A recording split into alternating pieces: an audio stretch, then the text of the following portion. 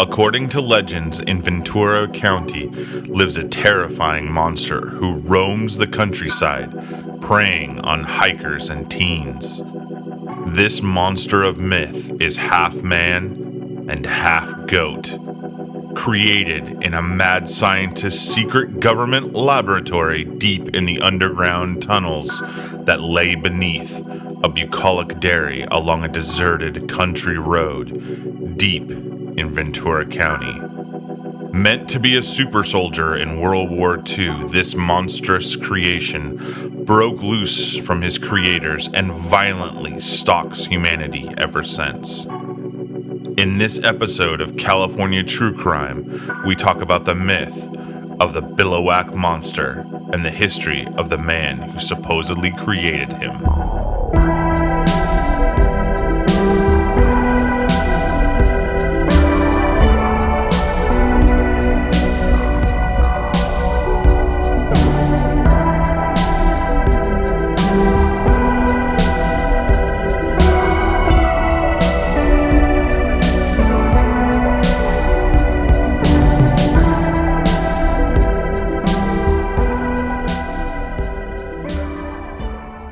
Welcome everyone to another episode of California True Crime. This episode is our second annual Halloween special on a famous folklore, legend, or other spooky story rooted right here in the Golden State. With me as always are Sean and Jessica. How are you guys doing this spooky evening? I'm doing spooktacular, just so you know. Spooktacular. Oh, I'm doing good, but I don't have a word pun. Oh, you have a word called spooktacular. I bet you're doing spooktacular just like me, right? Yes, okay. Exactly. Great. What do you guys have any big plans for Halloween? My kids have told us that we have to go close our doors in our own house, like in rooms. They knock on it, they trick or treat to us, and then we move to another room, and then they trick or treat again. So it's like they're just going to walk around the house trick or treating to two people, but it'll work. That's nice. And you only get the kind of candy you want. Right, exactly. Jess, any big? We're kind of together, we live so together. yeah. So whatever your plans are, we apparently. have built a 8-foot chute to send candy out to kids so that they don't have to get close to us. Nice. Might just keep that up all the time. Yeah, just whoever comes by just gets candy shot at them. Set it up to the doorbell where they can just like open their mouth and it just goes right in. Yeah. We have the final finishing touches to do on it, and then also hope to watch a few good scary movies, maybe in preparation. So this year we're going to hold a Halloween contest. Jessica has actually created and will be putting out a Fresno Nightcrawler coloring sheet. Kind of like when a lot of us were kids and they had like those coloring sheets that came out at certain times of the year and you colored a picture. Except this one is specifically for our very own Fresno Nightcrawlers, i.e. the Fresno Pants. So the idea is you're going to color it and personalize it, or if you want to be really creative, you can go out and create your own original Fresno Nightcrawler for the season. Take a picture, share it out on whatever social media you have. Just make sure that you tag us in your post, as well as hashtag it Cali True Crime. Or you can drop it in our Facebook group or email us at calitruecrime@gmail.com. We'll share out your post as well on all of our social media platforms, as well as on our website, californiatruecrime.com. We'll actually have a little gallery of all of the people that have submitted pictures to us. Every entry will be entered into a drawing with our winner announced on a future episode across our social media. What the winner gets is going to be a surprise, actually. We have a few ideas for it. So, get your coloring pencils or pens or whatever, or your crafts, and get to working on your Fresno Nightcrawlers. We're also having another contest this year to celebrate this year's monster, the Biliwack Monster. The goal is to design what you think the Biliwack Monster looks like, and that will make more sense when we get into the story about the Biliwack Monster. You can draw it, sculpt it, render it in meat products if you want, whatever your heart desires. The only thing is it has to be your own original work. So don't go out on DeviantArt or Google Images and pull up a picture. Stick figures are 100% okay. What is the prize, you ask? The winning design will be used to create a new original sticker for California True Crime, be posted on our website, and featured on California True Crime's merch store. The winning design will also be selected by an expert panel of podcasters and monster aficionados. To submit your entry, take a picture and share it with us on social media. Just make sure, again, that you tag us as well as hashtag it Cali True Crime. You can drop it in our Facebook group, or you can email us at calitruecrime@gmail.com, just like with the Fresno Nightcrawler. Again, we're going to share the winners out in a future episode, but we will show off all of the entries on our websites and our social media. So if this is your first Halloween episode with California True Crime, we do recommend you maybe go back and listen to the Fresno Nightcrawler episode. You don't have to listen to it. Don't stop now. You're already listening to this one. Just continue listening to this one. When you have a chance, go back and listen to it. This year, we're going to be talking about the monster that stalks the hills of Ventura County, especially around the Biliwack Dairy on Aliso Canyon Road. The Biliwack Monster is a half man, half sheep, or goat, depending on the person giving the description or the story that you're reading. It's described as a very large, tall, ape-like being that walks on two legs, but does have the head of a sheep or goat. It's covered in hair, has horns on the top of his head, and in some of the stories, he has long, sharp claws, as well as carrying a large club, and sometimes hurls immense boulders at passing cars. He is also said to roam the Santa Paula area in Ventura County. It's said to have made its home on Aliso Canyon Road and I always say this wrong, so help me out with this. It's Camulos. I'm sorry about that. So Camulos Ranch. Specifically between the Camulos Ranch and the Biliwack Dairy, which is down the road a bit from each other. We're going to talk about the area and the geography and kind of how it's set up, but think of Aliso Canyon Road, and there's all of these farms and dairies and orchards, and this creature kind of stalks up and down this area, but it's really centered around the area of the Camulos Ranch and the Biliwack Dairy. The monster is actually said to have been created by Augustus Rubell, who himself was a member of the American Office of Strategic Services, or the OSS. And this was the organization that eventually would make way for the CIA and was instrumental, really, in fighting the Second World War. The legend is that the government was having Rubell work on perfecting a super soldier in an underground basement of the dairy. And this story goes on to say that the half-man, half-goat is the product of their research and experimentation. But when August Rubell returned to active duty in World War II and was killed, the dairy was abandoned and the monster was left to its own devices and began to wander the countryside. There's also a version, which I actually like a little better, that the monster broke out of containment, killed some of the scientists, and escaped into the surrounding areas and began to terrorize teenagers in the area. It feels a little bit more like Frankenstein to me, with the monster breaking its bonds. And, yeah, and it kind of it makes sense. You would use a goat to make a super soldier, because you wouldn't have to worry about rations, because they just eat everything as they go also. Yeah. So it's like, it fixes a lot of problems. Right.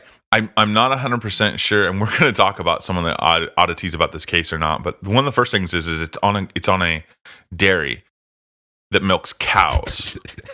Why not make a cow man hybrid? But I guess maybe it's goats were easier to splice. Too obvious, Charles. Too obvious. It's right, exactly. That's where they would look for a cow man, is at the dairy.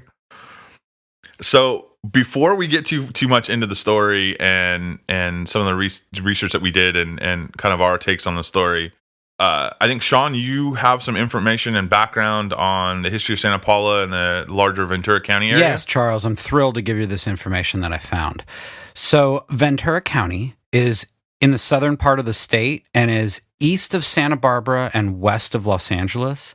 This area has a rich history going back to about 10 to 12,000 years ago, when the Chumash people lived in the area. They were hunter-gatherers and fishermen. Like when what people did before, like pizza was invented or Game Show Network. This is what you had to do. You had to like do things. And then the first Europeans to set foot here were the Spanish when Juan Rodriguez Cabrillo came here in 1542. This was only part of Mexico for close to 30 years before California became part of America. And that's who we are now, is this great state. The county is a total area of 2,208 square miles, and it doesn't get a lot of rain, so they pump in water from other areas. And like I bet there's actual real history about that, but all I think about is that scene in Chinatown. So if you want to learn about water, you can watch Chinatown, I guess, or you could actually find real information.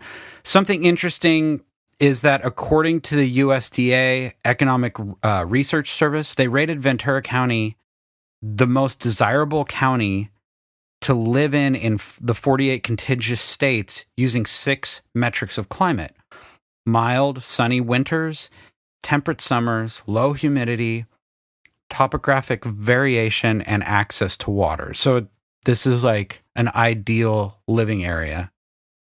So like a lot of the areas down here, you have the ocean that everyone loves to live by. You also have rolling hills and mountains. But if you go inland, a lot of these counties, you find many farms because of the weather. According to the Farm Bureau of Ventura County, the top 5 crops in 2018 were strawberries, which was double the amount produced to the next crop of lemons. Then there was celery, which I forget about as a food. And then nursery stock. Do you know what nursery stock is? Is that like seeds and Cabbage Patch Kids? I don't know. Is it like flowers? Nursery stock is Nursery stock is plants that will be then grown to a point and then taken to a nursery to then be sold from there. So like you go to a place and the plants aren't necessarily fully grown or the trees aren't fully grown. So I didn't know that would be down in Ventura. Those places would grow that and then ship them out to your local nursery. Right. And then after that, you have raspberries. Cities that make up Ventura County are some of the more notable ones, like Ventura, Simi Valley, Oxnard, Thousand Oaks, but also the one that we'll be focused on our attention on tonight, which is Santa Paula. Now, Santa Paula calls itself the citrus capital of the world. So I'm guessing from what we just learned, they probably have a lot of lemons. And I haven't really been to this area. Have you guys? Have you been to Santa Paula? No, I actually haven't been. I've been through Ventura County a few Yeah, times, when I go to like down south, it's usually like the important places, like my friend John's house or Disneyland. So, This is not really on the map for me. Though the city was founded in 1872, it wasn't incorporated until 1902. From the 2010 census, it's roughly 30,000 people, so it's a bigger small town. What's pretty cool about Santa Paula is that they have quite a few museums for the area. They have the California Oil Museum, an art museum, an aviation museum, as well as an agricultural museum. It sounds like something I would like to do. The kids wouldn't, but I might as well make a family trip. The city has actually seen some horrible things over its years. They were devastated by the Great Flood of 1862. Now, when I read this and I looked it up, do you guys know about the Great Flood of 1862? I've actually read a little bit about it when we were researching this. Okay. Some of the stories about the monster and things like that, but I don't know a lot of specifics. It's crazy. So I kind of got involved reading about it. And so it's 1862 and it rained. It's from December to January and it rained for almost 4 weeks straight. It says that there was an equivalent of 10 feet of rain in California, and it was also going on in Oregon, Nevada, and some hit Utah and Arizona. The worst came towards the end when a warm storm came and it melted all that snow that just accumulated, and then towns were just destroyed from flooding. So I had never heard of it, and it's actually considered the worst disaster in California. So I thought that was interesting. Yeah. There was also the collapse of the St. Francis Dam in 1928 that destroyed many homes, but I guess 2 motorcycle cops just drove around on their loud motorcycles and warned everyone, so a lot of people got out and lives weren't lost. And there's a sculpture called the Watchers in downtown Santa Paula honoring the motorcycle guys. And they also got hit by some wildfires in recent. Some notable people that came from the area are Eric Fleming, who was the star of Rawhide. Charles, this seems like... Oh, yeah. I knew right away. This seems like it might be one of your favorite shows. I've never seen it. Rolling. So, Keith, that's the best theme song, one of the best theme songs in television history. Steve McQueen spent his last couple of years here, and also someone very close to my heart because of my childhood and Pee-wee's Big Adventure, Danny Flores, also known as Chuck Rio, who was the sax player on the song Tequila. That's awesome. So there's a little bit of the area for you. It's when you said it's not like we talked about not ever going there. I think one thing through reading this and seeing some of the pictures and reading about the area, I know Jess and I have talked about like as soon as, because we're recording this when it's still not necessarily everything's opened up yet in California. It's a place I really would like to go now. I mean, it's really beautiful. And there is, like you said, there's a lot of, it really looks like a really classic Central California or Southern California farming town too. But it's got a lot of stuff too. Yeah. Okay. And so we're going to move from geography into giving a little bit of background on the Biliwack Dairy itself, and mainly August Rubell, who we found out is a really fascinating person in his own right. But Jessica, you want to walk us through that? So I looked into the location and person most associated with the Billiwack Monster and put together kind of a little history of both. And this is because, unlike the Fresno Nightcrawler, this monster is really connected to sort of a conspiracy theory. The Fresno Nightcrawler had a video and everything kind of took off from there, but this starts with people and their lives. So for this section, I got my information from newspapers, but also 2 really comprehensive historical sites that I will link on our site so you can go to them. They are scvhistory.com and the Rancho Camulos website, and they are replete with information and pictures, videos, all kinds of stuff that I found really interesting. So I think our listeners will as well. Basically, the conspiracy is that a man named August Rubell, just to go over this quickly again, who was an important resident of Ventura County for many decades, and who owned the Biliwack Dairy as well as the Biliwack Stock Farm, worked with the OSS, which, as Charles said, was a precursor to the CIA. That started in World War II, and that he worked with them to build some sort of super soldier on this dairy. The theory we saw most often cited says that this was done in a basement or sometimes linked to tunnels in the area, all on that dairy, and that something went wrong and this monster was created and basically has been hurting people, stalking them ever since. So in almost all of the theories, they first note that August Alexander Buddy Rubell is ethnically Swiss. He was born in Switzerland. He's actually American. He was born there when his parents were there on vacation. He grew up in New York, but that seems to be a common thing that we saw when people were talking about the theory. They always mentioned that first, that he was Swiss, even though he's really also American. He is heir to a Swiss banking fortune. It sounded like his father kind of had his own bank. He was an investment banker, so he had his hands in a lot of different pots, but he also comes from a family of means. He was born on July 6th, 1899. His last name is considered German. It has the umlauts over the U, but his family says that he was raised in America. He's never even spoken any other languages, and they don't seem to have anything about him being German on anything that I noticed, but it does come up a lot when people are talking about the theory. Yeah, there were a lot of things that are like, you know, he was a super rich foreigner that came to America with all this money, and that's what took me back when you started researching him and saying that his parents were immigrants into the United States. He happened to be born in Switzerland just on vacation. Yeah, but he's still, I mean, you're still American. Oh yeah. During World War I, August Rubell joined the American Field Services, which was a non-combatant ambulance corps. The American Field Services was a volunteer organization. This organization worked to help the Allied forces, and Rubell was actually stationed in France from 1917 to 1919. And this truly must have been a lot for him. He would have been around 17 at the time that he joined up. And at that time, when stationed in France, they're fully ensconced in World War I. And I had never heard of the American Field Services or the Ambulance Corps. And I just imagined being that age and joining up, being in sort of the midst of World War I, which was a terrible war with a lot of casualties and a lot of people hurt. And his job is to deal with that. I don't know exactly what he did on a daily basis or where he was stationed in France, but the Ambulance Corps went to places like Dunkirk. I mean, places that are known to have just a lot of people who are harmed.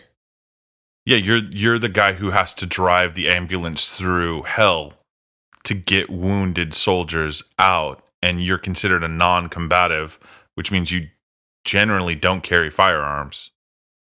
So you're doing that while being shot at and shelled and can't fire back. One of the most interesting things I learned about this was that when we first send Americans over there to do this, they start building hospitals or start taking over hospitals. We actually don't give them the things that they need.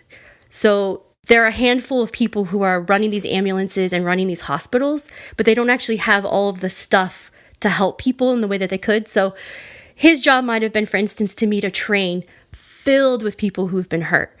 And one of the things that I read that was really hard to read was that those people's survival depended on how quickly he could get back and forth from the hospital, because they didn't have enough stuff to just stitch someone up or bandage them. So people could make it all the way back to this area where there's a hospital on the train, and there's no way a handful of people can get these thousands of soldiers at one time back to a hospital. So he saw and experienced a lot as a very young man in World War I.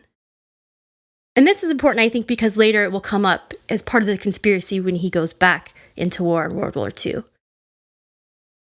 When Rubell comes back to the United States after World War I, he attends and graduates Harvard. He graduated from Harvard in 1923 with a Bachelor of Arts, which I actually found in the Boston Globe. And that's interesting because Charles will go over a lot of the conspiracy theory a little bit more, but we saw over and over people talking about him, saying he was some sort of scientist or that he had a degree in chemistry. And maybe he had those things, but I could not find anything that said that. And they don't call, in a lot of things, they don't call him Dr. Rubell. But again, jumping ahead a little bit, if I was the government and I was going to hire somebody to do research into making a super soldier, I would not pick somebody with just a BS. Well, he has a BA. Oh, sorry, BA. But obviously you can someone could be capable of building a super soldier without having that degrry. That probably exists.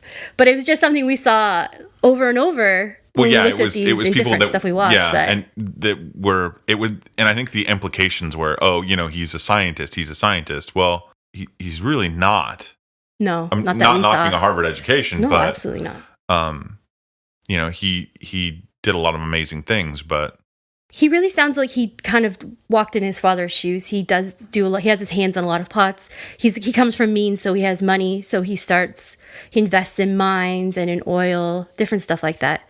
And then when he comes to Ventura with his wife, Mary Colgate McIsaac, who is actually an heir to the Colgate Pharmaceuticals, which I believe is Colgate Palmolive company. Oh yeah, that's right. Which is huge deal at the time.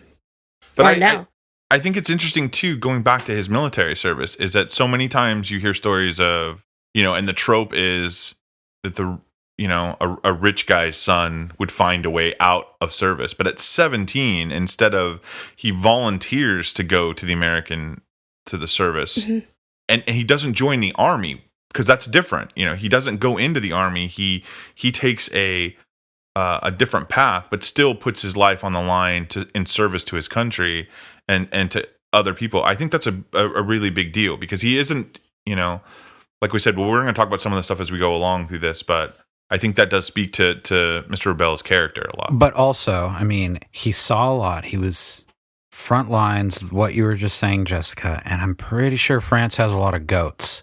So putting it together here, there might have been some stuff. There's a lot of tools and goats, and might be why the government hires someone with a BA from Harvard.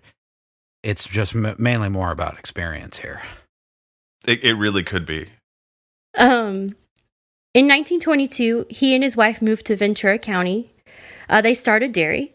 Ventura at the time, and now really, as Sean talked about, it's filled with farms, it has wineries, and at the time that he moves there, it already has about 60 dairies operating. So this is already, there's a lot of places where that's happening, a lot of different buildings, which will become kind of part of the conspiracy, but it's pretty common there to have a dairy. And this is the time when milk is delivered daily. Refrigerated trucks don't really come into being until about the 1930s, and even then they don't really become more commonplace until the 1940s. And then even the biggest obstacle is highway systems, so getting milk in refrigerated trucks from one place to the other, or other kinds of foods too. So in the 1920s, when he purchased the land to create a dairy, dairies are delivering milk on ice directly to customers daily. Which would account for some of the sizes of the dairies when you're looking at some of these. These are really large dairies. And if you're familiar at all with dairies, you know, those are already big institutions. So you would need a lot of cows making a lot of milk.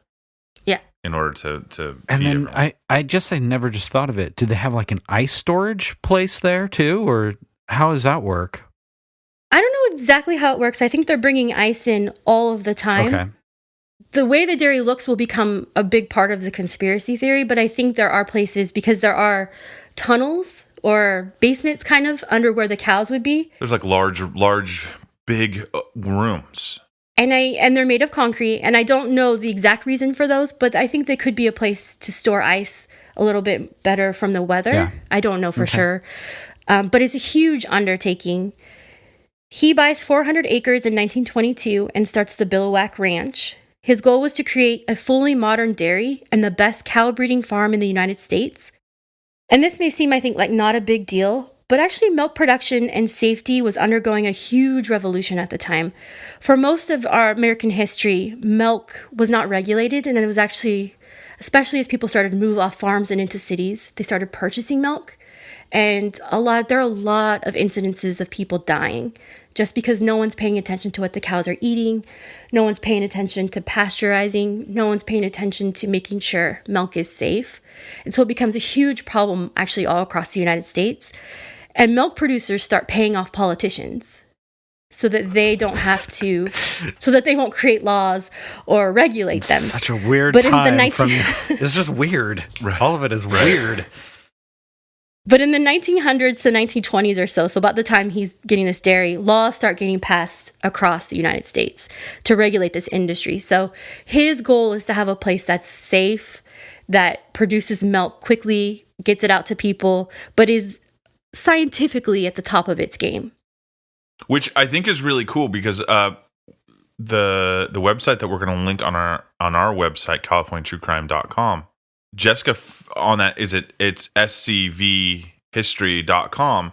They have some really cool videos, and that, obviously they're old archival film footage, but of the dairy in operation. And what's amazing is a lot of the parts of it look like a dairy that's around in 2020. Obviously not, you know, the computerized and things like that, but it's clean. You see a lot of the structural things that some of us take for granted in local dairies that we live close to. We'll actually also link a video that we found from the time they call it a silent film. It features Rubell's daughter, but it takes you around the dairy and you can kind of see people cleaning it. You can see parts of the dairy that we hadn't seen before because there's not a lot of pictures. There's like pictures from above, you know, Google Maps, that kind of thing, but there's not a lot of pictures from inside the dairy that we could find. Rubell named the Biliwack after the army slang for a place to hang your hat. It's based on the word bailiwick, which I've seen in writing before, but actually, Charles, you're the only person I've ever known to use that word. It is one of my favorite in real words. life. Yeah, it just kind of means it's your thing. It's his place. It's his home. So to build this modern dairy, he needed to do two main things. One is to build up the dairy, build the buildings, and to stock it with cows and a prize bull. And that's an ongoing process through much of the 20s because it's really a massive undertaking. And in some articles, it said that he'll spend about $1 million in all to do this. A lot will be made of how large this dairy is, especially in the conspiracy theories, and how many buildings are on the property. But the descriptions of what he's trying to achieve kind of, I think, make that understandable. The motto for this dairy was twice a day on ice all the way. Oh, that's awesome. Nice.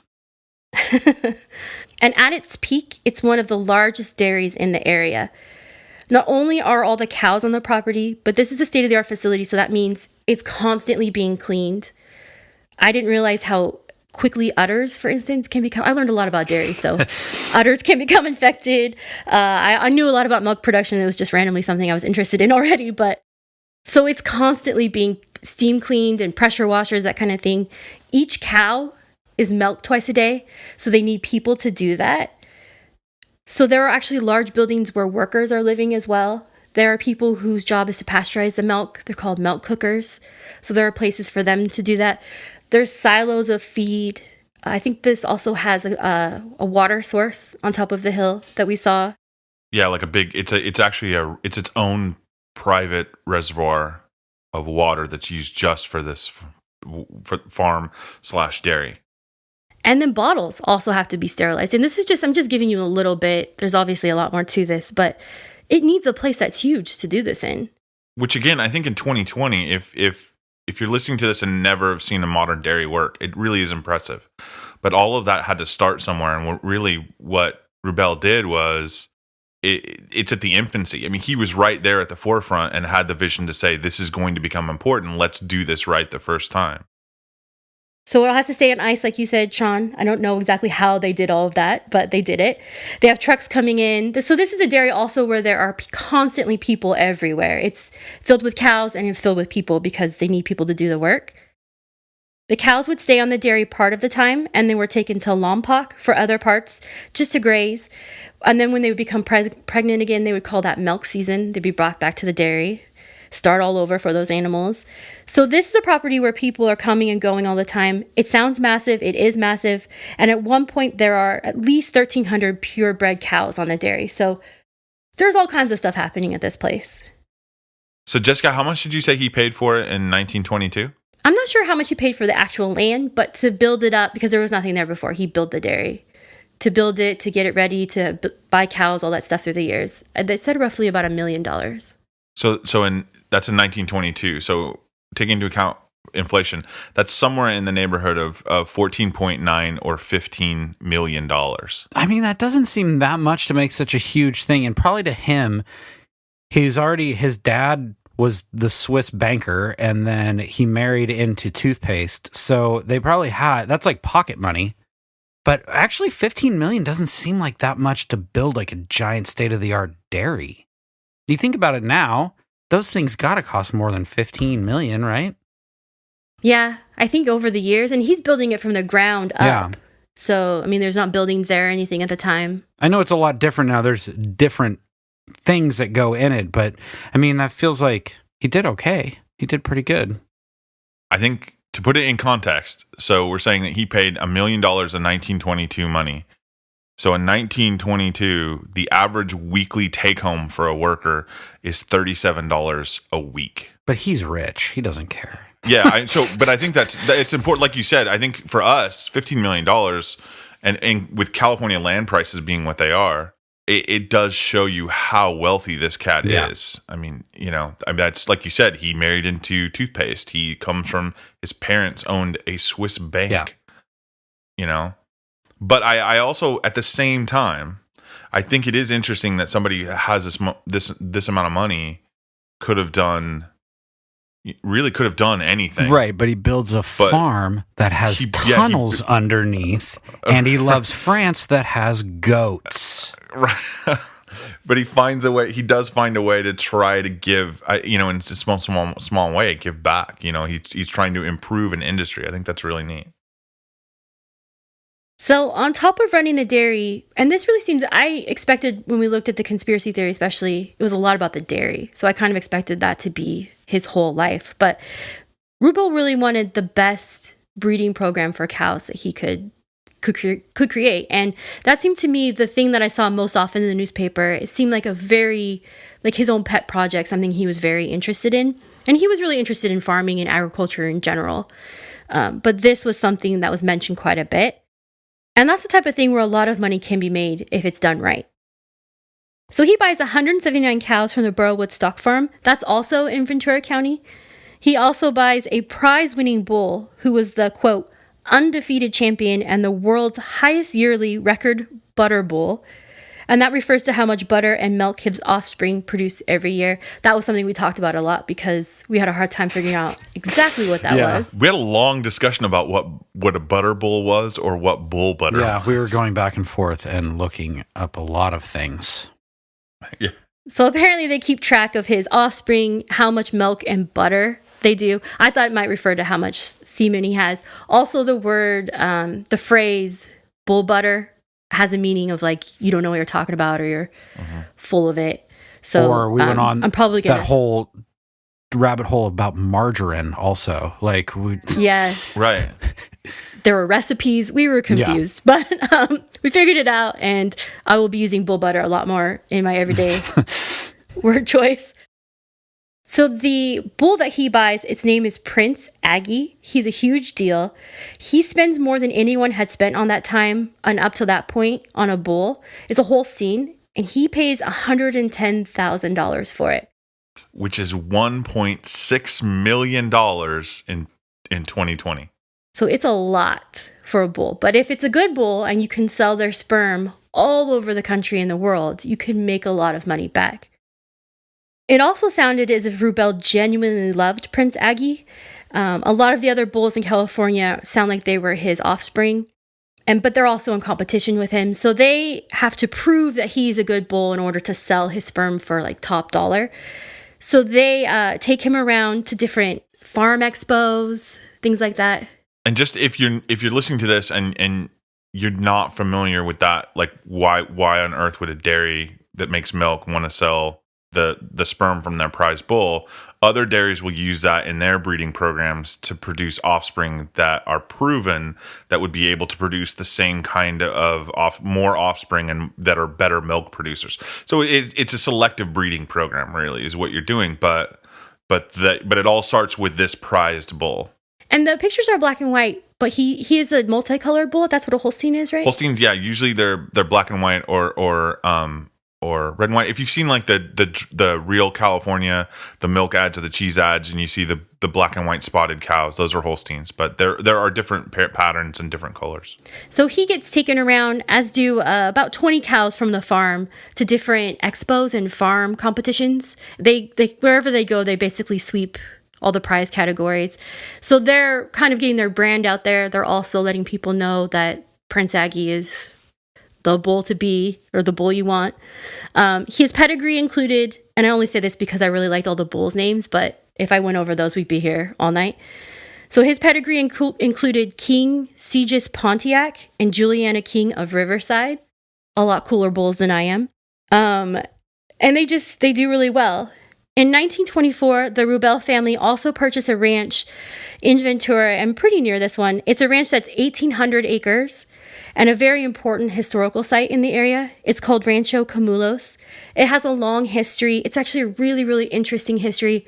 It doesn't have a lot to do with what we're talking about tonight, so definitely go to the site and look it up. It's pretty cool. We will link that on our CaliforniaTrueCrime.com. It's only ever been owned by two families. The Pryor family, headed by Antonio Del Valle, was deeded the land in 1853. They built the ranch. Native Americans lived on the land and worked there as well. They built it up. It's humongous. They built all the buildings in adobe. There's a winery. There's actually a church and orchards. You can get married there. It's just a huge, massive place. And so the Rubell family lives there. They're also taking care of all the agriculture on that land. So they have the dairy, they have the stock farm, but they also have orchards and animals there that they take care of.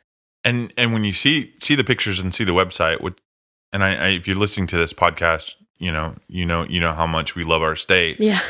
But what caught me was that so many places in our state that are historical, that I can go to like museums or points of interest and see bits and pieces and parts of history. But this is one of those places that is history, that is directly connected to like the earliest foundations of our state as a state. And I think that's what makes that kind of place very special. This ranch is actually known as a place where the birth of California tourism started. It's the setting of a book called Ramona by Helen Hunt Jackson that was written in the late 1800s, and it becomes really just a popular book that everybody reads.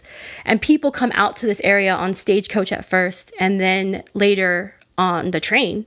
They're called Ramona seekers. They're looking for this place. It was a love story, so they're trying to get a sense, and I don't know, just like you do with anything. We went to Star Wars Celebration. This is the Ramona Seekers celebration area in California. But that's not much different than now. I mean, people read books and they go to the places where those books are set to see the actual place. Yeah, but you'd also be going to Walden Books in the mall and having the author autograph those romance novels for you. That's what they were doing after this, when you had a mall to go to.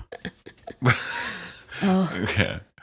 Which you can find out on the newest episode of History of Malls. I think it's a couple episodes ago, but I think that's also something fun, and we'll kind of continue on this when we get into more of the story of the monster and how this all connects, because it really does connect us. Because this is a place that people have been coming to since the late 1800s. So this area, while it is agriculture and rural, and it has a history of people coming from other places to hang out and traipse around on the ranch and see it. And so it has a lot of stories of that. And it sounds like the Rubell family was really welcoming to those people. August Rubell and his wife really loved California when they got here. So he collected a lot of artifacts and history. They were always involved in their community and having things at the ranch for people in college to come out who are learning about Spanish history, that kind of stuff. Come out to the ranch. They'll show you around. They'll show you the artifacts that they have. So now it's actually a museum. You can take, as I said, you can get married there. You can take, I think, a tour around the area. So that's something that started with this family and kind of being accepting of that, of people coming out and people wanting to know more about it. That will not be the case for a lot of the rest of the story. Correct.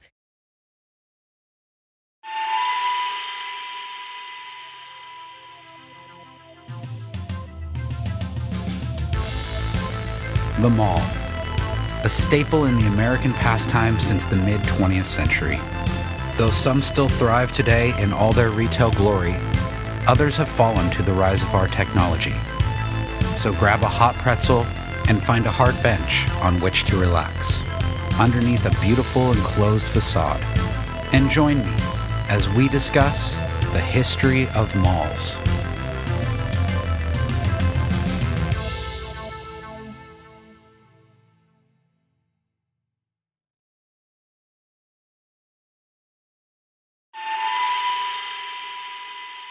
So things were going really well. But in 1926, August Rubell announces that Prince Aggie, his prize bull, had died after being sick for a few days of twisted gut. He had the vet out. He had everyone trying to make this. It sounded like he was sick for several days, trying to do whatever they could to save this bull. But when they opened Prince Aggie up, it turns out he had a tumor that caused his gut to twist. Unfortunately, Rubell didn't have insurance on the bull. He bought other bulls, but without Aggie, the dairy languished, and by 1928 was shut down and eventually sold to another dairy called the Ben Fratkins Valley Dairy Company. And this company would keep the dairy open about till the 1940s. That's kind of a hard one, too, to take. You think a person bets all that money on a particular bull, why wouldn't you take insurance out on it? And if it was that successful, how could the dairy collapse in a few years after that? But the amount of money he must have sunk into this place was astronomical. Plus, maybe he would, the idea of like seeing the writing on the wall. And if he doesn't have that marketing, if he doesn't have that prize bull that he's built up. Yeah, I think it was a special bull. I also think there were other articles that we saw. They said that he had insurance until the day before. Those articles had a lot of misleading information specifically. So I'm not really sure he ever had insurance on it. Just kind of hoped everything would work out. But I do think maybe that's the difference between rich and really rich. You can't keep your dairy going. His family does keep living on Rancho Camulos, which is also a huge, massive farm, basically. So, and like I said, he has money in mining. He has mining in oil. I'm sure he has mining in real estate, other things. So that just like a business decision of I can see that my business is not going to continue the way it has been. So in order to make sure that my mining concerns, my other agriculture concerns, that my family's taken care of, plus of everything else that we got our hands in, then I'll close the dairy. It'll end it so that everything else survives. Yeah. August Rubell has Prince Aggie's head taxidermied and mounted in the main room at Rancho Camulos. As I said, he seemed to really love this bull. Rubell also had 5 kids over the years. He loved horses. He was really big and had his hand in a lot of horse shows, that kind of thing. He had a pet parrot named Johnny Dingtoes, which I just tell you because it's interesting. That is an amazing name. His family had a close relationship with the community, as I said. They did a lot of charity work. They were aware of the historical importance of the ranch. They lived on it. They had teachers in colleges. They donated historical items. He was just kind of an interesting guy, but a really important part of the Ventura community. And in no way a recluse. No. I think that was the feeling that I got, and as we go along, we'll talk more about that he's not the mad scientist that the stories make him out to be. He's a pillar of the community and somebody who's genuinely loves where he lives and wants to give back. So during World War II, his son is either drafted or joins up, and Rubell volunteers again for the American Field Services to do the same thing that he did in World War I, to drive an ambulance. He was about 17 when he joined World War I, so this would make him about 44 years old now. So he's older, but he's by no means, as you're saying, we've seen some stuff that kind of classified him as a really old man at this time, but yeah, he's still in his prime. It's a really important job, as we said. He writes a letter to his family describing his decision to do so. I will put that on our site. We'll have links to it. It's really a beautiful letter. If there was anything that bothered me, in a couple of things we watched, there was a suggestion that the OSS basically sent him to World War II to die, because it didn't make sense that an older man would join up in World War II to do what he did, to drive an ambulance, which is not an important job, which that made me kind of angry, because we know it was a very important job. He knew it was important. He had done it once before. He knew how important it was for anyone to help. And he writes this beautiful letter that talks a lot about the importance of overcoming this dictatorship and democracy and keeping our own souls. And if there's anything about this conspiracy theory that didn't make a lot of sense to me with the person, it was this. Which is one of the reasons why we wanted to spend so much time going over Mr. Rubell's life and the history, because a lot of that, we like the monster story and that's what you're listening to, but it's not the person that he was is getting overtaken. And I think that he's misportrayed, or sometimes can be shown in kind of like a creepy light, and he wasn't. He was genuinely, it seemed like, from everything that I read and the stuff that you showed me, he was a really decent person. That's how it seemed to me. I mean, he's a person, so people make mistakes and that kind of thing. But in May of 1943, towards the end of the war, when he goes back to the American Field Service, they put him in Tunisia to drive an ambulance. His wife gets a telegram saying that he had gone missing. And this time, I think, in the war was really difficult, because the Tunisian war, the Allied forces were making gains, but they hadn't quite got all the way inside to see what was going on. It turns out that Rubell had actually hit a German landmine while he was driving an ambulance and perished. But there's a lot in the conspiracy theories, and I know we haven't really talked too much about it. Charles will talk more about it, about the fact that she got a letter saying he had gone missing when in fact he had been killed. But that happened a lot with my family in the war, in the Korea War, for instance. My grandmother got a letter saying that my uncle had died when he hadn't. So I think miscommunication in a time of like a lot of extreme things going on is difficult. And I think this is just one of those things that just happened. After he dies, he gives half of Rancho Camulos to his wife, and the rest of the ranch is split between his children. His wife remarries eventually, and after she dies, her husband becomes a recluse and keeps people out. After his death, the children who still own it, they start the museum. They want to do that in their father's honor. So it's open to the public now. You can, as I said, take a tour. It's a lot more like I think Rubell would have wanted it. And that's sort of the history of the man and the dairy, which becomes a big part of the conspiracy theory that crops up in the 1960s, long after he's passed away, regarding the Biliwack Monster. So Rubell, again, remember that Rubell is the creator or supposed creator of the Biliwack Monster, this half man, half goat creature that is stalking these roads, these kind of the byways around Ventura County.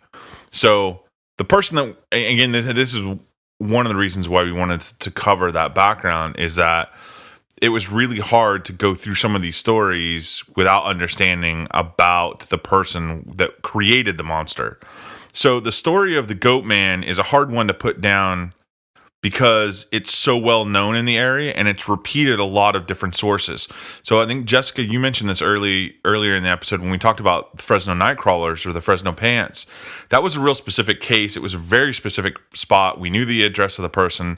We had video of it. And the Biliwack Monster is more like folklore because it's repeated so often, and it's repeated in a lot of different variations, but there are some key elements in a lot of them. It's half man, half goat or sheep. It's around this area. It's very specific, locked into a locale, and it has to do with the dairy and Rubell. Either he did it himself with the help of the DOD or the Department of Defense or the OSS, which is interesting because it wouldn't have been in the Department of Defense at the time. It would have been the Department of War, but that's another story. There's no documentation that we came across that talks about the actual people that are attacked or have had run-ins with the beast. I looked through a lot of different newspaper archives, a lot of different websites, some fringe websites and paranormal sites that all cite stories of it, but there's no actual names, dates, or citations that talk about this. The earliest account of the story of the actual Biliwack Monster I could find is October 31st issue of the Ventura County Star Free Press. In an article entitled "Are the Stories of the Haunted House in Aliso Canyon True?" by Dave Manigran. What year was that article? 1964. Okay. Again, this is almost 30 some years after Rubell had sold the dairy. It's 20 years after the next owner of the dairy sold the dairy. And by this point, in 64, the land around the dairy had been carved up a little bit. It's still a really impressive piece of land that we actually found the Zillow listing, because I think it's on the market or was recently on the market.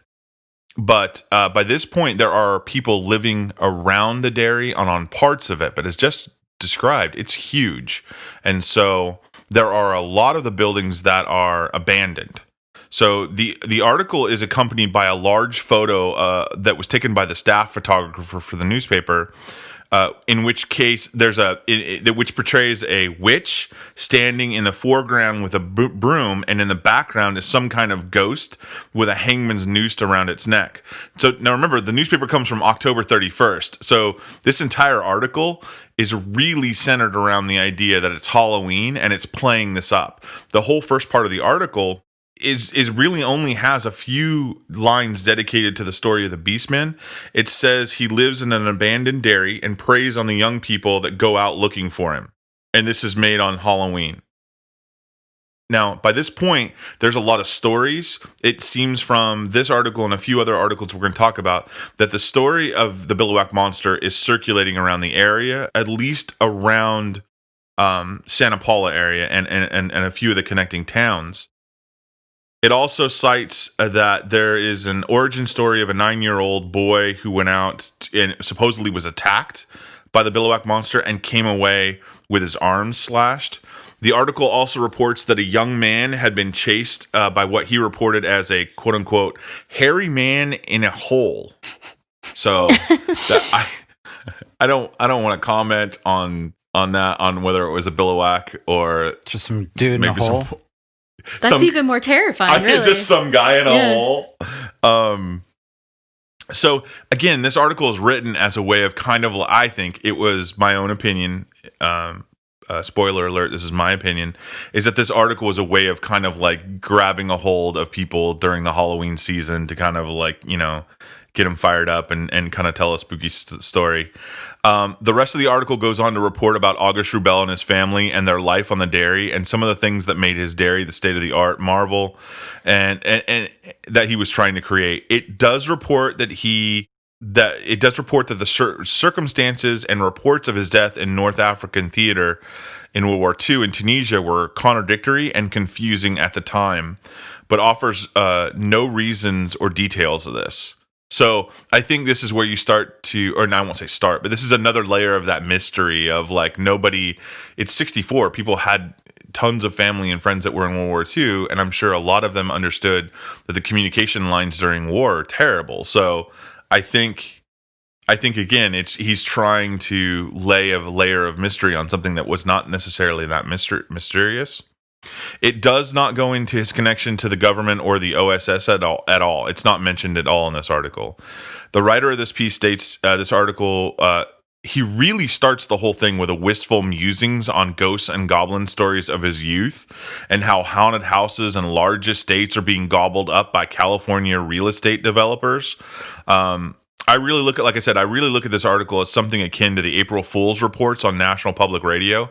So if you guys ever listen to NPR during April Fool's Day, they will kind of sporadically space fake stories in their regular news broadcasts as kind of a way to poke fun at April Fool's Day. And I think this is a similar thing that the writer was doing and also as a way of like, hey, when I was a kid, Halloween was really cool and let's have that. The next account of the Biliwack Monster that I could find comes from, again, the same newspaper, Ventura County Star Free Press. It's actually from a few days later on November 4th, 1964, in an article entitled, quote, "Monster in Jinxed Dairy. There's a beast at Biliwack, but only the kids can see him." And this was written by Harry Trimborn. It was in this article that the legend takes root to a larger area. This article is actually the one devoted solely to the monster, and it's the only one that I came across in looking at newspapers and doing research. An actual article that calls out the monster, that calls out where it is, that calls out the attacks. It seems that teenagers reported to the sheriff that the monster is lurking in the main buildings of the dairy and attacks those that come looking around there late at night. Now, as Jess talked about, this dairy is huge and it was state-of-the-art at the time, but the main part of the dairy has been closed for over 25 years. So a lot of it has gone dilapidated, and one of the key features of the dairy are these giant stone silos that held more than likely cattle feed. And so it's an abandoned dairy, it's Halloween, it's the perfect place for teenagers to go and screw around and cause trouble, and that's what they do. And then the teenagers come away talking about they were attacked. So he goes into his basement, takes a goat and a human, and he makes a security guard for the silos, and that's what happens. Yeah, basically, yeah. This super soldier is really a off-site security guard for the local dairy, which is not really a dairy. It's at that point, I think it's orchards, a lot of orchards around there. Like you said, the citrus is really big. In fact, currently, right now, as of 2020, it's avocado and lemon. It's an avocado and lemon farm. Well, and those things, an orchard at night can be really scary. Oh, yeah. And they're, like you said, they're dilapidated buildings. We have a place around here that we would go to as kids because it was supposedly haunted or whatever. But just being there was scary. I was always scary because it was a well-known place that adults would show up or mess with you. That was kind of scarier. But agricultural land there's nothing around. It's quiet, but there's all kinds of noises. And there are lots of different animals in this area, too. And if you're on top of this monster. If you're a kid in Central California, one of the things you do is you drive out into deserted places or orchards and hang out and mess around. And they are. You shouldn't, though. No, you shouldn't. No. Someone will shoot you. Yes, and that's where we're going to get to. So in this article in November 4th of 1964, it really calls out the fact that it's not just a couple of kids. There are tons of kids. Law enforcement's also going to catch a young man on the property carrying a sword who intends to slay the creature. Yeah, guy. But he probably right? just gets trained by the goat security guard and then helps protect the silos because now he has a sword. That's what I think, but actually, I guess when the police arrest him, or I won't say arrest, because and again, this is 1964, so the cops really don't arrest any of these Yeah. kids. It really is just kind of detaining them. But when they detain the kid with a sword, he tells them, "No, I'm here to kill the beast. I am here to slay the Biliwack Monster." The reports will go on to say that it's only the teenagers that have seen the monster, and the police have not received any reports from any adults ever. The reporter goes on to write about the monster and how it spread actually to outside of neighboring areas. So now we're moving beyond Santa Paula area into the greater Ventura County. And more kids from the outside and the immediate areas are starting to descend on the dairy with the sole purpose of looking for the monster. Mrs. Dorothy Renteria, who at the time is leasing a portion of the land that the dairy's on, she uses a shotgun to hold off an entire group of 43 teenagers that are trespassing on her land. It doesn't get into a whole lot of details, but from what I can glean, the teenagers as a giant group are having some kind of either party or stalking around, and this little old lady shows up with a shotgun and holds them all at gunpoint and calls the cops. And so the cops have to come out and kind of round up all the kids and take them away, which I thought was amazing. If the Biliwack Monster doesn't get you, then Dorothy Renteria will with her shotgun. And what really caught me is this seems like a regular occurrence during this entire year. Especially in 1964, a lot of these, you can almost hear the reporter talking to the police, and the police going, "Yeah, we had to go out there again." I mean, all the cops, all these stories where they're, and there are a lot of stories in this newspaper, in this week's newspaper, about all of the pranks that are going on and what Halloween was really like in Santa Paula in 1964. The teens are going out and being detained by police or sheriffs, and then they're usually released to their parents. And it's like we talked about, it sounds like something 100% that kids would do. Oh, there's a ghost story, let's go check it out. Did you guys ever do that as kids? I mean, Jess, you just talked about going to a place that was supposedly haunted. That Yeah, we did it a couple times. I was pretty much scared of everything, so I didn't do that. So the local newspaper, as I said earlier, had way more stories of pranks and hijinks that kids would get up during Halloween. And it just seems like another one of those things that the kids are all going out and they're looking for this monster that they've heard stories about. And it's just it's a way to kill time. Now, there are a bunch of students that have rented out the American Legion Hall actually in town, and they hold a dance, and there's some kind of disturbance that's going to end up following. It seems like there's a few of these teens get into a fight, and the police have to show up. It's George McFly punching Biff Tannen. Jeez, these kids are like... It really is, and I think that's the best thing about reading some of these older newspapers is you kind of forget what people were like. I mean, and I don't think it's much different than it is now. It's just what do kids do then? Kids let's have a dance, and we're gonna rent out the American Legion Hall, and they got too rowdy and the cops showed up. But again, it doesn't. The only arrest I really found from Halloween this year was a couple of kids for drunken and disorderly. So they got somebody to get them beer, or they got alcohol somewhere, and then they got into a fight. Even the kids that got into a fight at the American Legion Hall dance don't get arrested. So the reason why I go over some of this other stuff is to give you kind of an image of what Halloween looks like in 1964 in Santa Paula. This is the part that I loved from this article about the Biliwack Monster. Again, there's not a lot of concrete stories, so they kind of divert to give you the flavor. There's a woman dressed as a witch on Halloween night handing out actual real pig ears to the kids that come around her for trick-or-treating so that they can go home and make their own witch's brew. I cannot imagine in our neighborhood if I stood on my porch and handed cured pig ears to kids. They'd come after me with pitchforks and torches. There's also a yard that has coffin-like boxes lined up, and when the kids would walk by, a mummy would jump out at them. There's even a report that there's even a report that through the night, the policeman actually showed up to reports of somebody hanging in the garage, and it scared the policemen they were. But it turns out it was just a dummy that somebody had made up and looked really, So again, this is like one of those, I don't want to say storybook, but like those, wistful Halloweens. It actually reports, there's another report that goes on that during this Halloween night, and this is the actual, this is the quote. During the night, they're talking about Halloween, sheriff's deputies and police in Ojai, Ventura, Oxnard, Camarillo, Fillmore, and Santa Paula were plagued by youngsters prowling the streets, all armed with eggs, tomatoes, and endless supplies of water-filled balloons. But none committed pranks of any major proportion. It will go on, unquote. It will go on to actually detail that there's a newsman by the name of Don J. Smith from KEYT TV and his wife are both arrested for trespassing on the Biliwack Dairy. I guess they go out during the day to get footage for their newscast because it's a haunted place in the area. And again, the families that live in the area call the cops on them, and the cops actually do come and arrest them. And they have to appear in Ventura Municipal Court for trespassing, which I thought was kind of cool.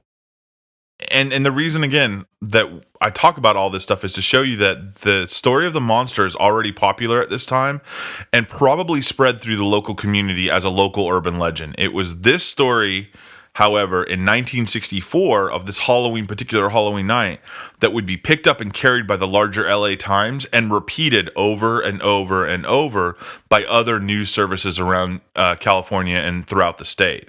So I really do think that this 1964 news report is the one where Biliwack goes from being a real localized urban legend to a larger cryptid monster that people from outside the area, because in a few days' time after that Halloween story runs, you start getting more and more youngsters. I mean, they talk about kids coming from, and I sound like an 80-year-old man. I've been reading these old newspapers, these youths, but they do talk about a lot of teenagers coming over the grapevine, coming from LA to simply hunt and look for the Biliwack Monster. So maybe off topic, but can the owner of the dairy sue the newspaper? And like, it just made everything worse for their lives, because now it became this unauthorized tourist attraction of looking for a monster. Yeah, I think I would want some kind of action suit against, or tell the newspaper to knock off reporting. It's not news. It's you're Right. telling a scary story and repeating it enough, and it got picked up by a bigger newspaper.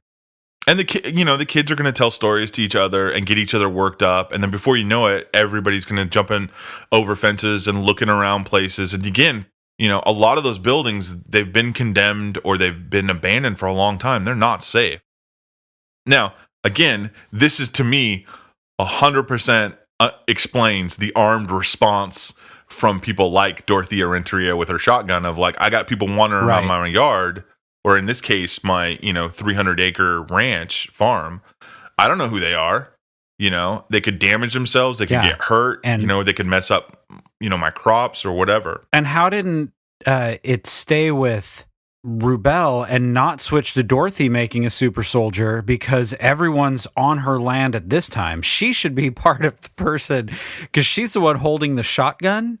She should be the one that's like, she's making super soldiers to get all these teens off of. And that's what we kind of talked about. I know when we started looking into, or when Jess really started looking into Rubell, I was like, why is he, they didn't even own the dairy at the time that this all was supposed to be happening. Why is he wrapped up in it? And it really goes to that. I think for me, I will say part of it is a classist thing with like somebody super rich that he's, he appears to be a foreigner, even though he wasn't. He's somebody from somewhere else. He's got a lot of money. He did give a lot back and stuff, but I don't know how much, like, what the people at the time that worked under him really thought. We don't have any reports of that or something like that. So I think it's just one of those things of he's very famous and people start to make up stories when they don't necessarily know the truth. And then people have short memories. Even in 64, that's 20 years after he died, but the kids that are telling these stories aren't fact checking. They're not looking up sources. They're just telling a fun legend or story. Now, I also think this actually brings up a really interesting part that we found when we kept looking up Biliwack Monster to find out more research and find out more information. there are stories that are caught up with Biliwack Monster that often get confused. It's reported by some that the other name for the Biliwack Monster is the Chivo Man. And this is interesting because Chivo Man is a Mexican legend that has its roots deep in the Yucatan Peninsula. And Chivo Man, or Huay Chivo, as he's called, is supposed to be a sorcerer or some kind of wizard that transforms himself into animals, mainly goats, in order to prey on livestock and surrounding villages in the Yucatan. It was said that he did this because he was envious of his neighbors because of their harvests and their land. And the villagers in the legend of Huaychivo in the Yucatan, the villagers turn to the sorcerer's wife to get to the bottom of this because they don't have any evidence that he's actually doing this, but they kind of have a suspicion. And what will happen is she eventually, through a series of events, will perform a special ritual that will lock the sorcerer in this kind of half-human, half-animal body forever, and he's doomed to wander the world as a beast. Now, this story is told a lot as folklore and legend in parts of Mexico and would have circulated throughout the Hispanic community around Santa Paula. It's really common. In fact, one of the videos that we saw where they interviewed a woman from just a few years ago talked about how her parents used Chivo Man as a boogeyman. It was like her mom would say, do this or Chivo Man will get you. So to me, it was really easy to see this Mexican legend migrating with people as they came up from Mexico into California, especially at this time, because if you're not familiar with California and our relationship with Mexico and migrant farmers coming in and working on the land, we have a really long history of that. I mean, not only were we once part of Mexico, but throughout the 1900s, especially the early 1900s into the 1960s, a lot of the immigration that was working on farm work is Hispanic immigration, same as it is today.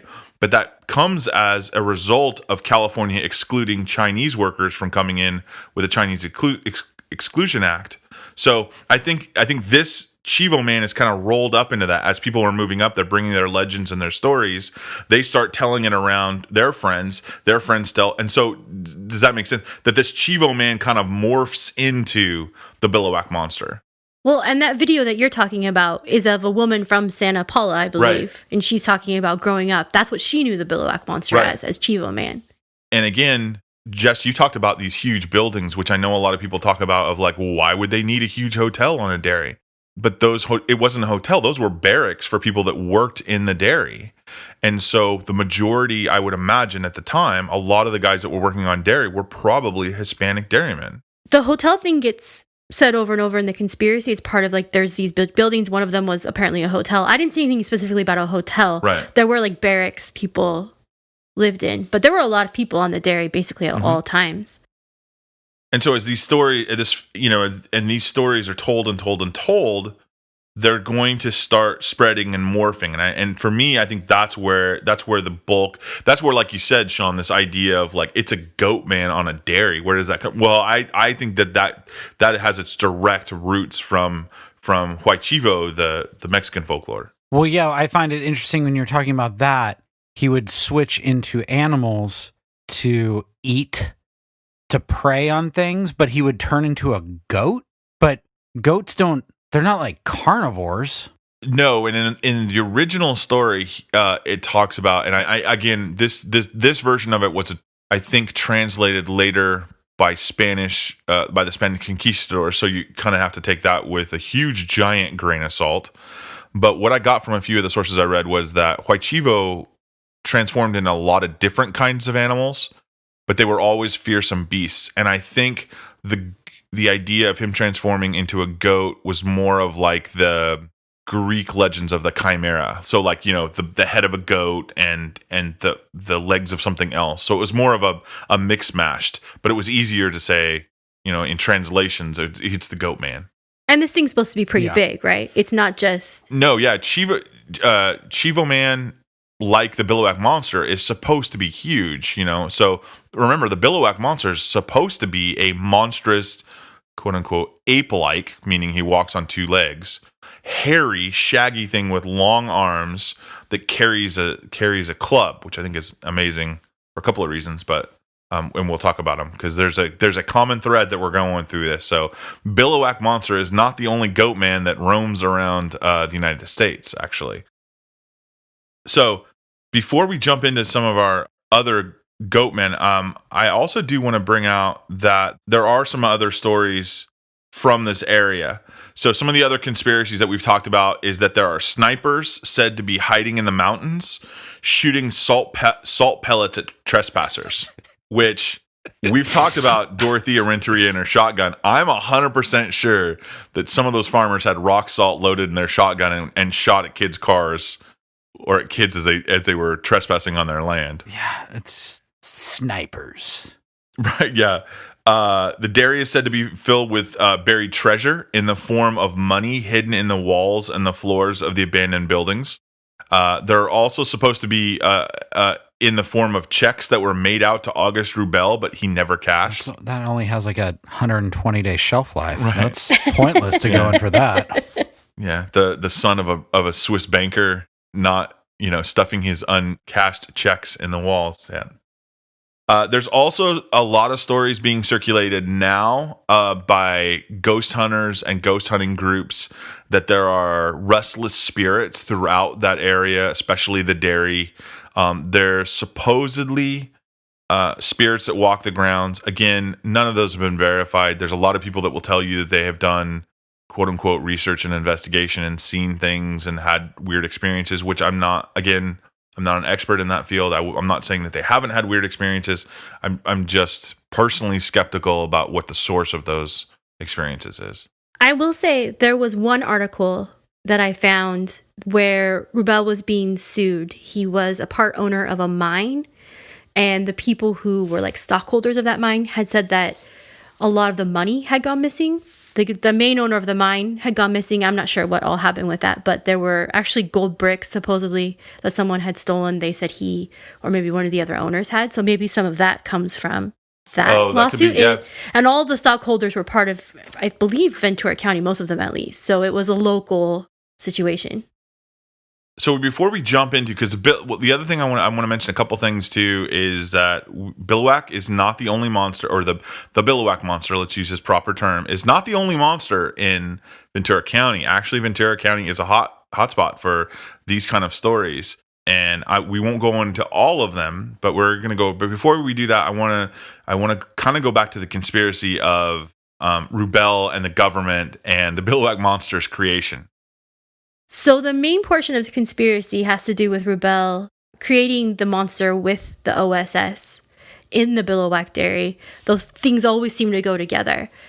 I think the biggest issue is that Rubell lost the dairy around 1928, and the OSS doesn't come into being until the 1940s. So he's still living in the area on Rancho Camulos, but nothing we saw really connected that with the monster in any way. He's not at the dairy. There were other people who owned the dairy at the time. And Rubell goes to war. He joins the ambulance service in 1942. Yeah. And gets shipped to Tunisia.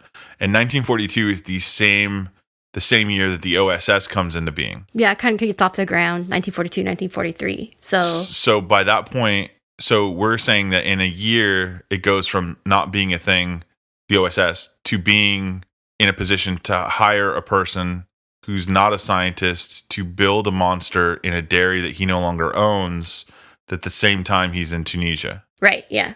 But also knows a lot about goats and tools, and there are tunnels from the place where he lives to the dairy. So, makes sense. I'm for it.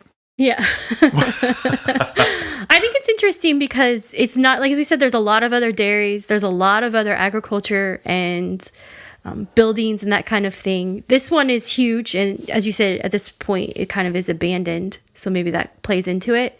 We didn't see any hard evidence that there was any connection whatsoever with Rubell and his life and a monster, or other than Prince Aggie, who he loved and might have made a human Aggie crossover. It seems more like he would have took the taxidermy head and made the super soldier from Prince Aggie instead of a goat. Yeah, Frankenstein that all together, but no. I think I would have gone with that a little bit more. That it's some weird creation of Prince Aggie. Is anything in the conspiracy who the human was? No, it's actually, like I said, the story, it's a folklore, so it changes quite a bit. But one of the stories is that it is one of the scientists that was involved in this experiment that experiments on himself that becomes the Biliwack Monster. Other than that, it's not. There's, just some poor schmo that gets turned into a half goat man. Right. We did watch one thing on YouTube where a gentleman said that he had pictures of the dairy, because it's one of the things we weren't able to see were I've heard them described as basements or just kind of under the dairy.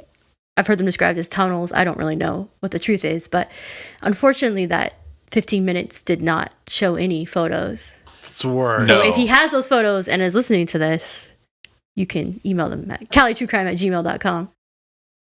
I do want to talk just a little bit about some of the neighboring, we call them spirits, cryptids, unexplained things in the area around the Biliwack Dairy other than the monster.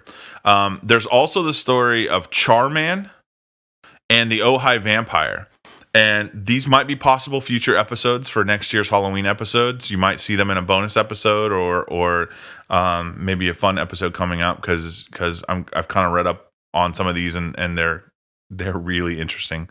But just quickly, the Charman is either a headless motorcyclist that stalks the Creek Road and Camp Comfort County Park, or is the spirit of a young boy who skinned and hung his father from a tree during the Ojai fire in the 1930s and was driven mad by his own extensive burns and ran off and now stalks that same area, which to me are two wildly different stories.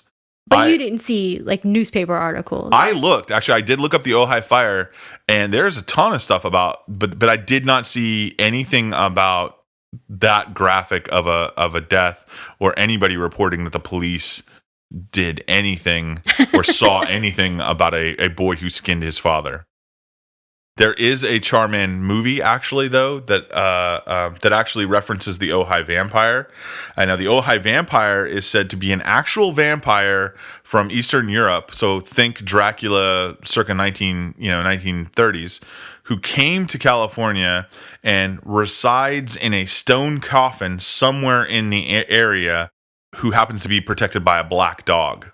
So if you're in the Ojai area and you're stalking around and you're checking stuff out, and you see a big black dog, keep an eye out because you might be close to the Ojai vampire. What I thought was also cool, a little side note, is there is a Charman hot sauce that actually references the Charman legend. So I think the Ojai people have kind of embraced it as a fun thing. Again, I would say the same thing of Santa Paula and the Biliwack Monster, except for the people that actually live on the Biliwack land.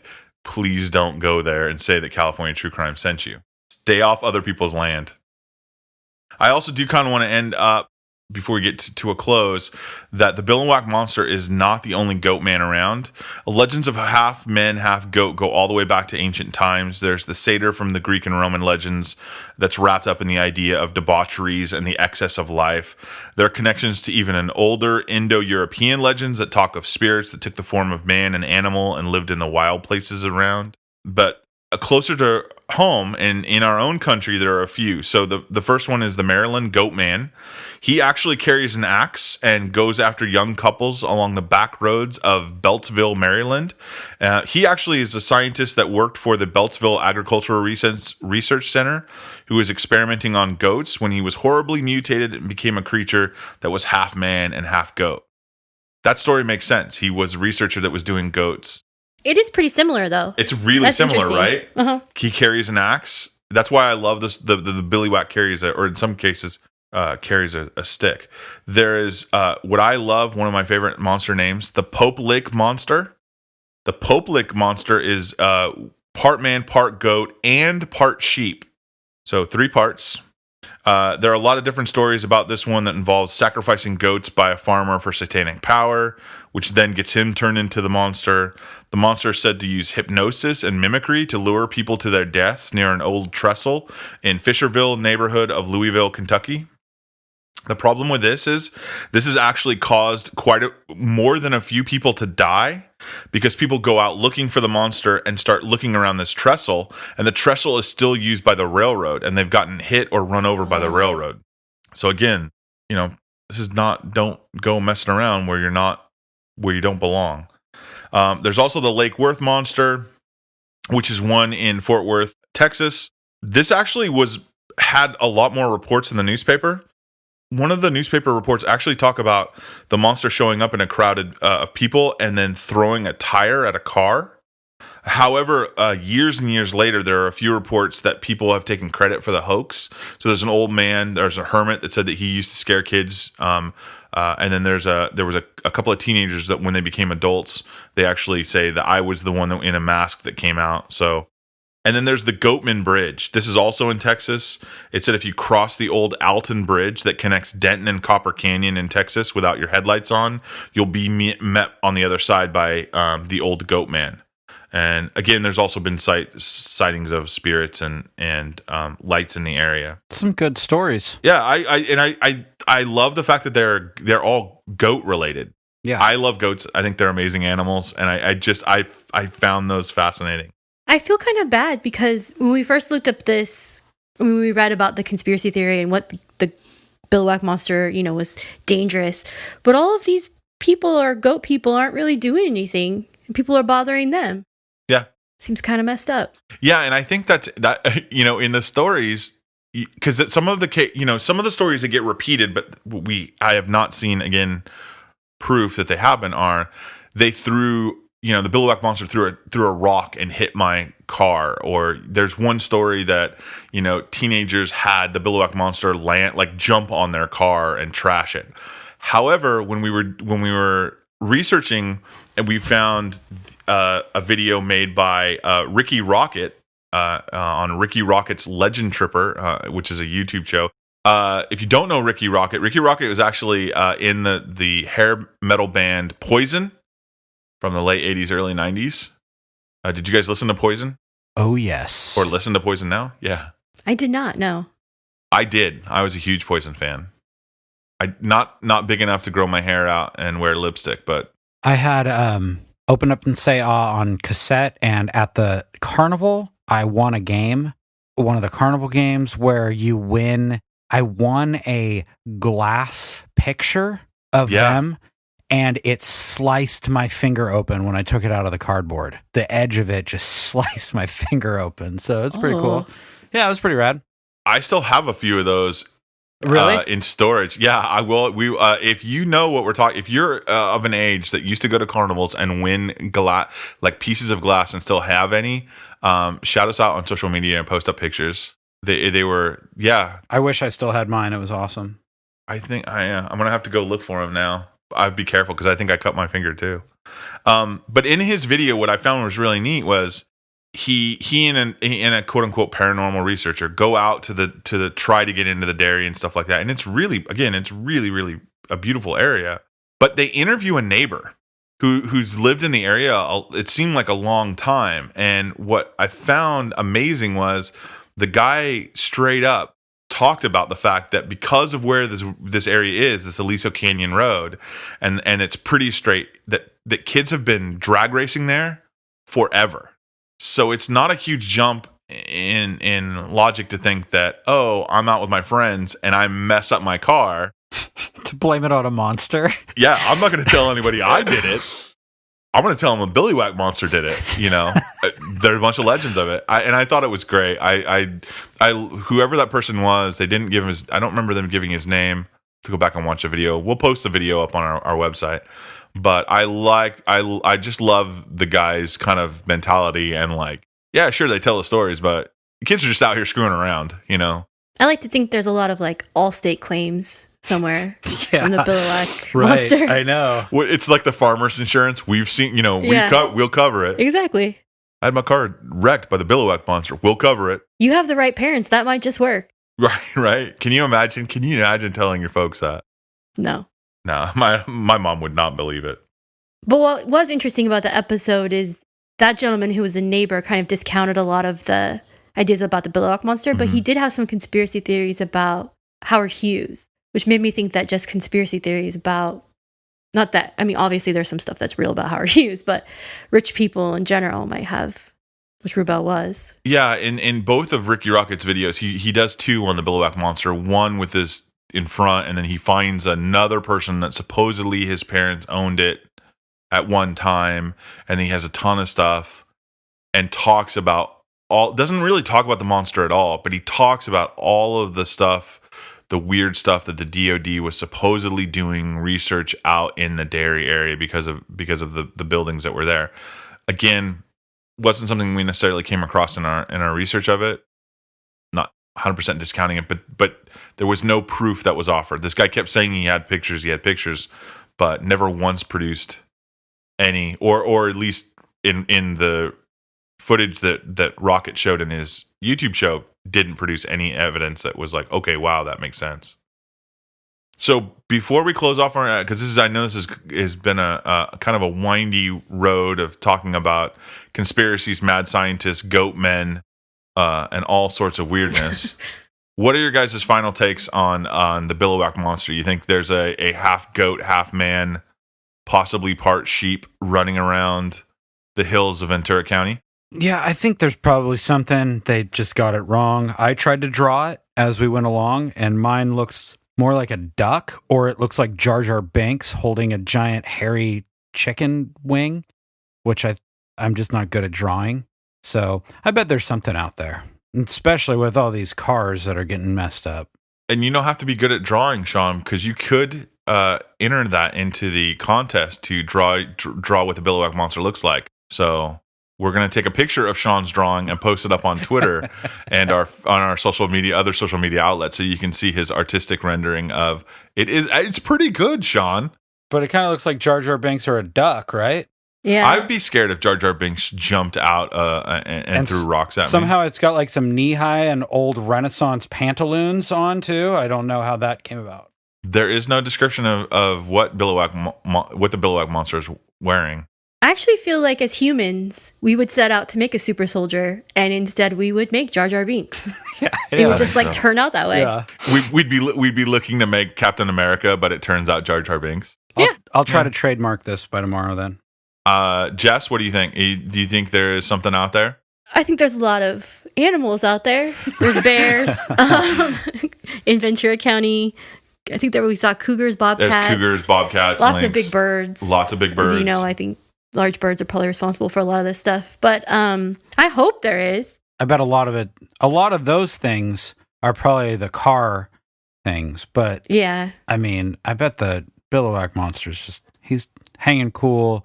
He's got his badge on watching the silos. So he's... Yeah.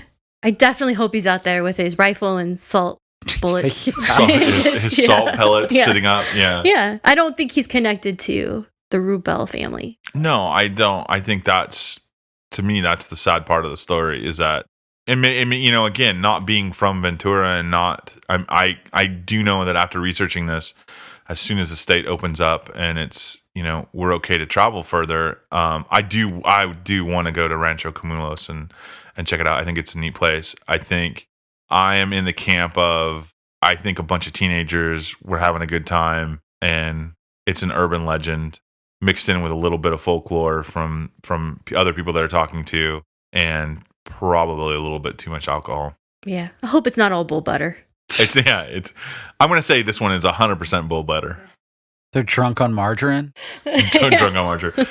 But if there is, you know, if for some weird reason you are, you know, another one is if you've had an experience with the Biliwack Monster, please contact us. Send us an email, join our Facebook group, tweet us, you know, whatever. Tell us that we don't know what we're talking about and explain your encounter. We are willing to listen. We are all open. Like we said, in our research, we did not find concrete evidence that they're from actual people that really had an encounter. So if you are one of those people, contact us, make us a believer. Or if you've had other similar occurrences anywhere, or you have a monster that you might want us to cover in a future episode, future Halloween episode, or another future fun episode, let us know. Thank you for listening to this episode of California True Crime. For a full list of our sources, as well as more information on the case, head over to our webpage at californiatruecrime.com.